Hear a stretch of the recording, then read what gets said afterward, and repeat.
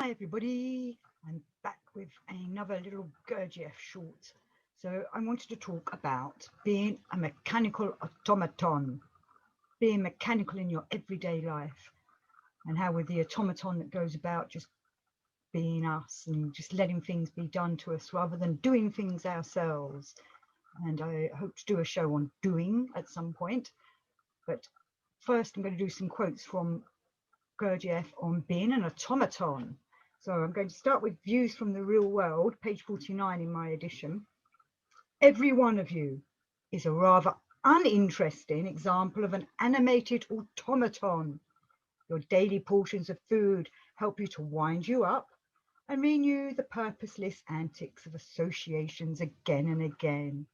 So we're uninteresting automatons when we're asleep, and we have purposeless antics. We go about our lives thinking we're doing purposeful things, but actually it's mainly purposeless because we're just going along with the rota, the regime, the regular routine of life, instead of being awake enough to do things that we should be doing, and being awake enough to see that we're being very mechanical. And as Gurdjieff says in his other books, people think they're awake. We all think we're awake and that we're doing what we want to do, when actually we're just going along with what's happening. We're easily distracted and we just do what seems to be the right thing most of the time, though sometimes we know we're doing the wrong thing, but we're not really, because we're asleep. We're not awake enough to be able to pull ourselves out of being an automaton and becoming a real person, a real genuine I. So he goes on in views from the real world. We live most of all in this automatism. If we lived all the time by centres alone, they would not have enough energy. Therefore, this automatism is quite indispensable to us, although at the present moment it is our greatest enemy, from which we have temporarily to free ourselves in order first to form a conscious body and mind. Later, this automatism must be studied for the purpose of adapting it, which is why we're doing all this self-observation, self-remembering, and all the other exercises he gives us, so we can be aware of what our mechanical automaton is doing to ourselves, or how it's just rolling along in life. And when we become aware of the patterns that we do and the patterns we follow, and we try to break them and start breaking them, and we start to change that automaton, we start breaking the routine and start doing things differently. It kind of surprises it. It's the shocks that it's getting that hopefully will start waking you up and waking all your centers up, so that they become more harmonized, rather than one center working when overworking compared to all three centers working harmoniously. And as I've said before, sometimes we think when we should be feeling, and feeling when we should be thinking. Our centers get all mixed up. One outweighs the other. We want them all to work together. So again, from views from the real world, it is an illusion that our movements are voluntary, that is in our everyday life. So it is an illusion that our movements are voluntary. In reality, they are automatic. Our thoughts and feelings are equally automatic. And the automatism of our thoughts and of our feelings is definitely connected with the automatism of our movements. So again, we're just going about doing everything, thinking we're awake, when we're just following. Is it a fixed pattern? Is it a fated pattern? Or are we just following what everybody else does? We're following what our peers are doing, or our bosses are telling us to do, or what our family's telling us to do, instead of doing what we know consciously we should be doing, of waking up. And when we start observing ourselves, as I was saying, we start putting in the shocks and start realizing how asleep we are. And then we start, it's kind of like a subtle thing, as I've said before, starts working on itself, and you start noticing things, and that's quite revealing. So carrying on with mechanicalness. So this is from Life is Real, Only Then When I Am, an automatism. Data which ought to be present in a real man, and not only such data which are generally formed in the common presences of people, especially the contemporary ones, making them quite will-less, manifesting themselves in every way like mere animals, exclusively through the reflexes of the functioning of their organism. If he makes the slightest effort not to be a puppet of his automatic reflection, He will grasp and learn very much. Sorry, I messed that up at the end. He will grasp and learn very much. So we don't want to be that automaton. We don't want to be that puppet that's just going along and having the strings pulled by the laws of the world when we're living asleep. Because when we start waking up, different laws apply to us, less laws, and we start becoming more aware of what's going on, and things start happening for us in a different way. It's kind of hard to explain when it's not happening to you, but it's out there. It can happen. We need to start waking up and stop being a puppet, and as he says here, stop living in a mechanical way. We need to be aware of what we're doing, and we want to be, it's there, as he says at the beginning of that quote, data which ought to be present in a real man. It is there. We need to find it. Instead, we're living in our kind of Kundabuffer way still, living with the Kundabuffer after effects, even though the Kundabuffer has been removed from us.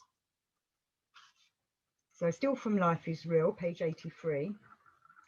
To be such as a man ought to be, the acme of creation, and not what he has become in reality, especially in recent times, namely as in moments of self-sincerity, he knows himself to be an automatically perceiving and in everything manifesting himself domestic animal.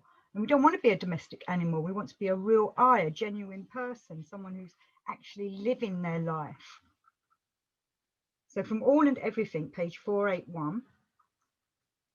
From the time when their separate brains, associating now quite independently, began engendering in one and the same common presence 3 differently sourced being impulses, they then, thanks to this, gradually as it were, acquiring themselves 3 personalities having nothing in common with each other in respect of needs and interests. So those 3 brains are our 3 centers: intelligence, emotional, and physical. And like I was saying earlier, we're using one at a time, or perhaps misusing one when we should be using another, or overworking one instead of bringing all 3 together to work harmoniously. When they're all working, we're awake and seeing what's happening in the world and what we're happening to us and what we're doing back. And we need to do the right thing. So All and Everything, page 487. With one part of their essence, they always intend to wish one thing. At the same time, with another part, they definitely wish something else. And thanks to the third part, they definitely do something quite the contrary. And that does happen, doesn't it? As I've said before, as an example, you know, I make an arrangement with a friend that we're going to meet next week on a certain day, and we're all up for it. And then on that day, and one of my centers is saying, oh, I don't want to do this, or it distracts me with something else to do.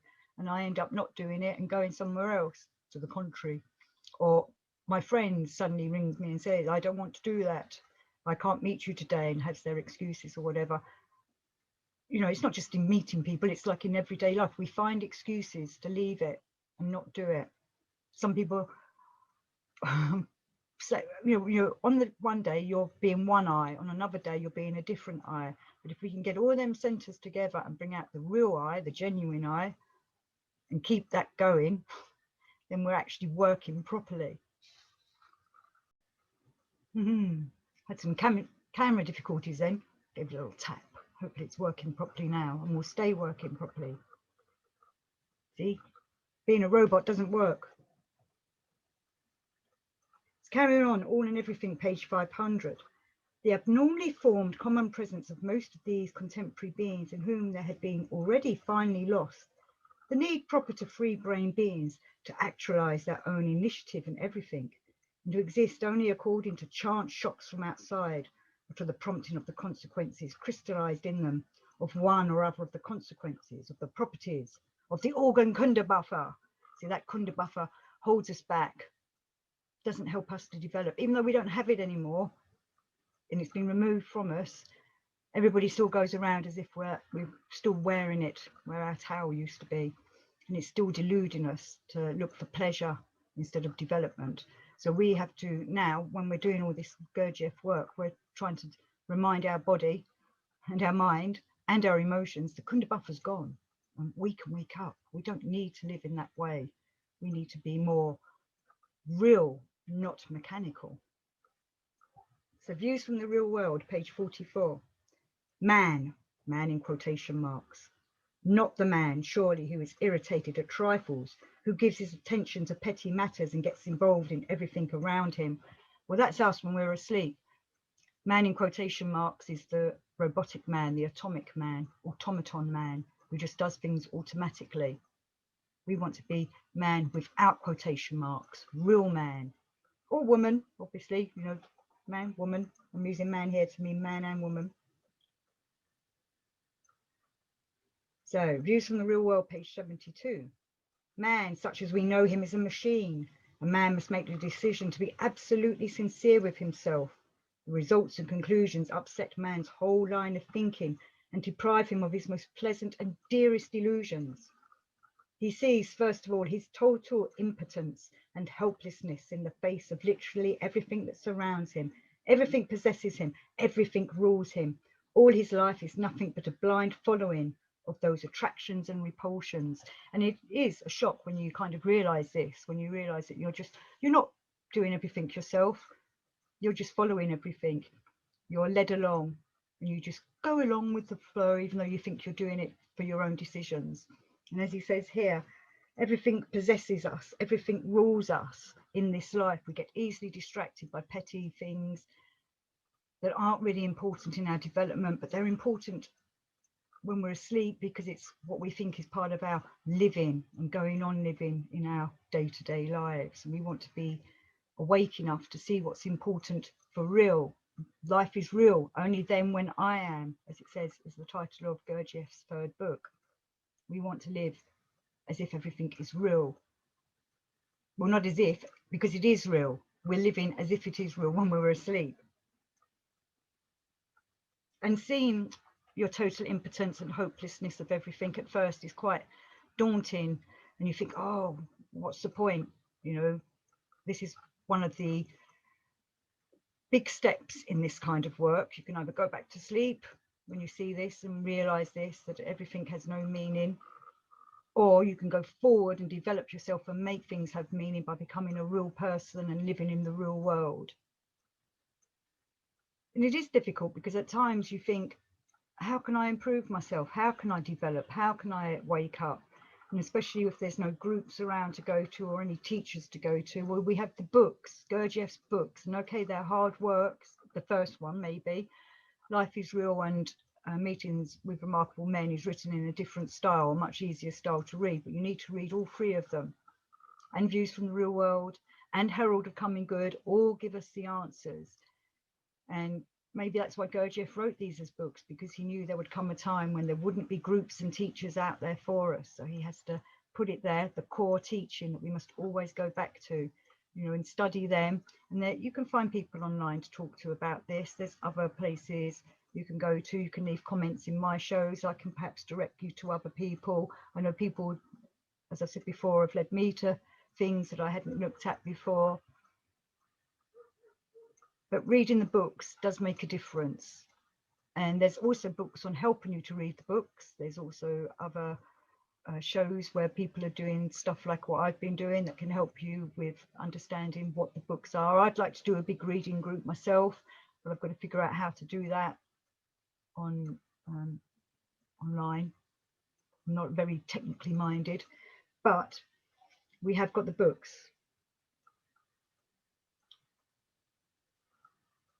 Right, so I'm going to do Views from the Real World, page 240.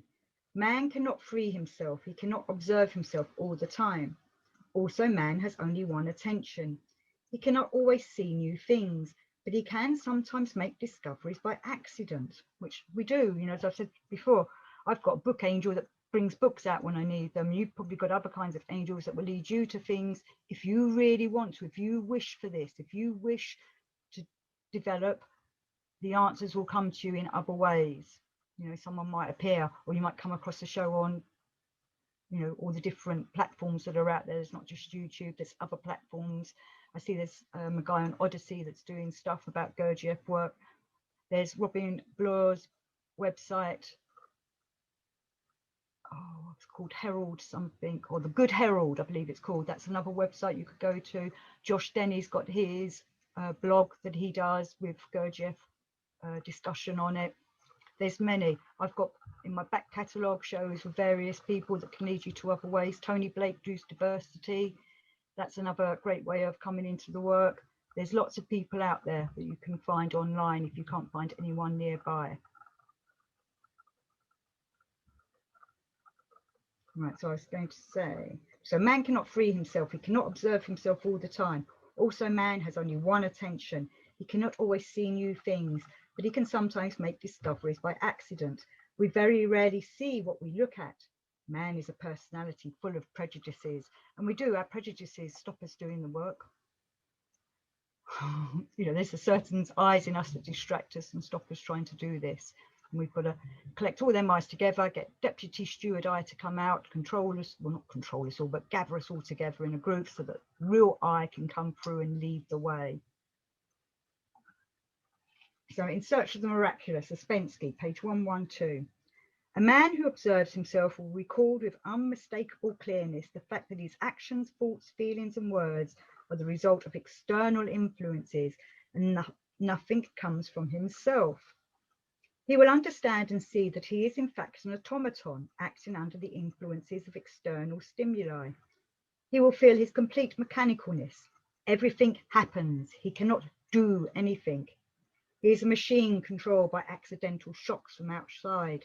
Each shock calls to the surface one of his eyes. He will be convinced that there is nothing permanent in him from which control could come. And then he goes on to say on page 114, Gurdjieff, found automatic actions in all centres. He spoke, for instance, of automatic thoughts and automatic feelings. And Ouspensky goes on page 143. In the waking state, a man can do something all the time, and the results of his actions will be reflected upon him or upon those around him. And yet he does not remember himself. He is a machine. Everything with him happens. He cannot stop the flow of his thoughts. He cannot control his imagination, his emotions, his attention. He lives in a subjective world of what he thinks he likes, of what he thinks he wants. He does not see the real world. It is hidden from him by the wall of imagination. He lives in sleep, a far more dangerous sleep than sleep at night in bed. So we need to wake up so that we can see the real world. You know, Ouspensky says it all there. And I shall finish with a couple of Knott quotes. C.S. Knott. The world perception of a man of our time and his way of living are not the conscious expression of himself as a complete whole, but on the contrary are the unconscious manifestation of only one of the three parts of him. We need to harmonize the centers. And he asks, why is the body not reflective of the mind? Why is there no correspondence between body and consciousness? Why are we like strangers in the body? Paul said, the things I do, I would not. Those I would not, I do. And I shall do a show on doing, because I think that would follow up quite nicely with what's going on today and what I said today. So everybody, let's get into the real world. I hope to see you all in the real world, and you can find the real world is much more livable, harmonious, and where we want to be.